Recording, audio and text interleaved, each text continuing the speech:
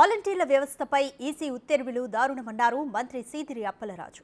ఎవరికి వాలంటీర్ల సేవలు అందించకూడదనేది నిబంధన సరికాదని చెప్పారు. గతంలో సీఈఓగా ఉన్న నిమ్మగడ్డ రమేష్ చంద్రబాబు కోసం పనిచేశారని ఆరోపించారు. గతంలో రాష్ట్రంలో జరగాల్సిన ఎన్నికలను సైతం ఆయన అడ్డుకున్నారని విమర్శించారు.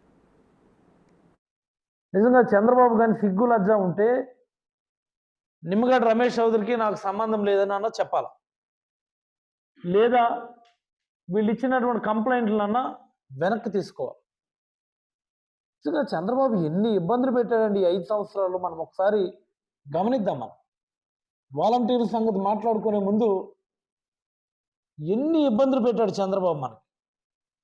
చంద్రబాబు నాయుడు లాంటి ఒక దుర్మార్గపు రాజకీయ నాయకుడు ఈ రాష్ట్రాన్ని 14 సంవత్సరాలు పరిపాలించి పేదలకు మంచి చేయడం చేతకానటువంటి ఒక నాయకుడు వ్యవస్థలను అడ్డం పెట్టుకొని పేదలకు జరగాల్సినటువంటి మంచిని దూరం చేసేటటువంటి ప్రయత్నం చేస్తా ఉన్నారు. ఈ రాష్ట్రంలో ఉన్నటువంటి ప్రజలందరికీ నేను విజ్ఞప్తి చేస్తా ఉన్నా, ప్రజలారా ఒక్కసారి మీరు అంత ఆలోచించండి, కళ్ళు తెరవండి.